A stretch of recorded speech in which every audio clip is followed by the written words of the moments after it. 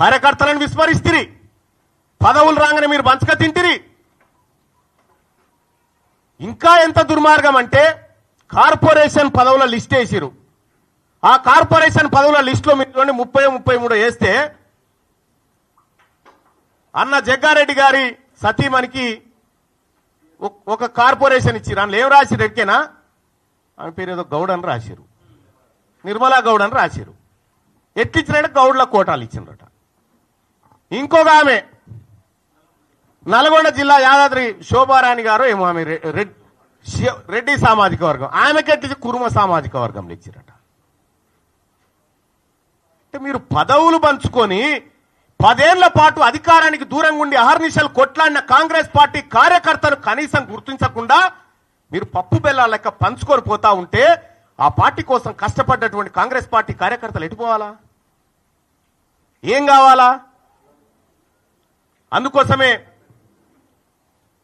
ఒక్క కాంగ్రెస్ పార్టీ కాదు, అన్ని పార్టీల్లో ఉన్నటువంటి బీసీ బిడ్డలకు వాళ్ళకు అన్యాయం జరిగితే మేము మాట్లాడతాం, వాళ్ళ తరపున పోరాడతాం.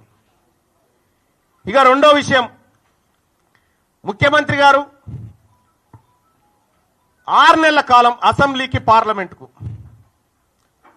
ఇవాళ తీన్మార్ మల్లన్న కాంగ్రెస్ పార్టీ తీన్మార్ మల్లన్నను గెలిపించింది అనేటువంటి మాట, గెలిపించినాక గిట్లనే నా మాట్లాడేదని ఒక మాట నేను చెప్తా ఉన్నా. ఎవరు గెలిపించారు? తీన్మార్ మల్లన్న అసెంబ్లీ ఎన్నికల నుంచి పార్లమెంట్ ఎన్నికలు 6 నెలల కాలం ఉంటే నేను కంటెస్ట్ చేసినటువంటి వరంగల్, నల్గొండ, ఖమ్మం నియోజకవర్గంలో 5 పార్లమెంట్లు గెలిపించుకోగలిగినాం. మరి మీరు సార్, మీ సొంత మహబూబ్ నగర్ జిల్లాలోనే మీ అభ్యర్థి ఓడిపోయిండు.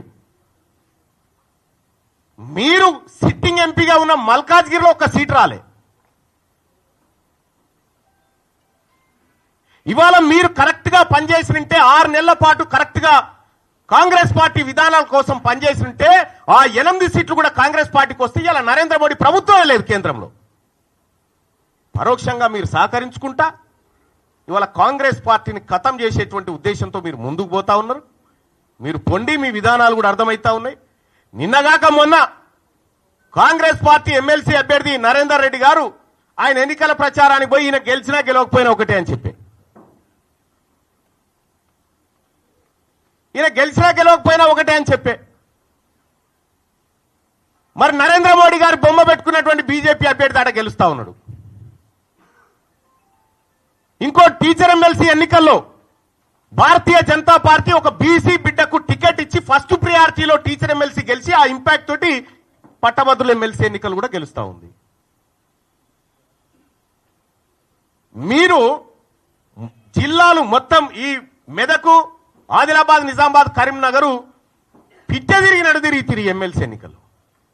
ఏంది ఫలితం? ఇవాళ ఎందుకు తారుమారైతా ఉంది? ఇవాళ ఏడాది లోపలనే కాంగ్రెస్ పార్టీ పైన, ప్రభుత్వం పైన ఇంత వ్యతిరేకత ఎందుకు వస్తా ఉంది? ఆత్మ పరిశీలన చేసుకోవాలి కదా. ఇది మీరు చేసుకోకుండా ముఖం బాగలేక అద్దం బాల కొట్టుకున్నట్టుగా తీన్మార్ మల్లన్న సస్పెండ్ చేయడం ద్వారా మొత్తం బీసీ ఉద్యమం ఆగిపోతుందని, మొత్తం వ్యవస్థ అంతా కుప్పగూలుతుందని నేను ఒక్కనై కొట్లాడినప్పుడు ఒక బలమైన శక్తిగా కేసీఆర్ ఉన్న కాలంలో కొట్లాడిన, మీరు లేరప్పుడు. వాళ్ళతోని కొట్లాడి గీడికొచ్చిన ఆయన మేమే గెలిపించినాడు. నన్ను గెలిపించిన మహబూబ్ నగర్లో వంశీచంద్ర రెడ్డిని ఎందుకు గెలిపియలే? వంశీచంద్ర రెడ్డిని ఓడగొట్టింది మీరు గారా? ఇవాళ వంశీచంద్ర రెడ్డి సిడబ్ల్యూసీ మెంబర్ గా ఉన్నాడు, ఇక్కడ వ్యవహారాన్ని ప్రతిదీ అధిష్టానానికి చేరవేస్తాడని కుట్రబన్ని ఓడగొట్టి నీ మనిషి చామల కిరణ్ కుమార్ రెడ్డిని పెట్టింది కరెక్ట్ కాదా? ఇవాళ మీ వల్ల కాంగ్రెస్ పార్టీకి మంచి జరిగితే ఓకే, కానీ మంచి జరిగే పరిస్థితి కనిపిస్తలేదు మీ నిర్ణయాల వల్ల. ఇవాళ నా మాట ఎవరు ఇంటలేరు కాంగ్రెస్ పార్టీలని అలిగిపోతా ఉన్నావుట. నువ్వు అలిగిపో, అలుగులో దుంకు. కానీ ఒక మాట చెప్తా ఉన్నా ముఖ్యమంత్రి గారు, ఈ కులగణన విషయంలో కానీ నా సర్వే నా కథ అది పక్కకు పెట్టండి, ఏది నా సస్పెన్షన్. ఈ కులగణన విషయంలో కానీ 42% రిజర్వేషన్ల విషయంలో కానీ 42% వాటా కాంట్రాక్టులు బీసీ కాంట్రాక్టర్లకు ఇవ్వడంలో కానీ కామారెడ్డి డిక్లరేషన్లో కానీ ఎక్కడైనా బీసీలకు అన్యాయం జరిగితే బరాబర్ కొట్లాడతాం. ఇవాళ నేను మాట్లాడడానికి ఏమైనా అడ్డం గురించి అన్ని క్లియర్ చేసి పెడితే. కాబట్టి ముఖ్యమంత్రి గారు ఈరోజు కూడా మేము సూచన చేయదలుచుకున్నాం.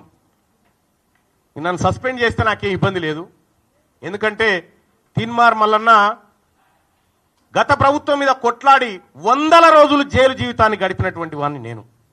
ఇప్పుడు నీ పక్క పంటి ఉన్న వాళ్ళు ఎవరు జైల్లో లేరో, ఒక కేసు కూడా లేదు వాళ్ళ మీద. అధికారం రాగానే దగ్గరికి వచ్చి కూర్చున్నాడు. మరి మేము ఎట్లా ఊకుంటాం? రేపు పొద్దున ఖచ్చితంగా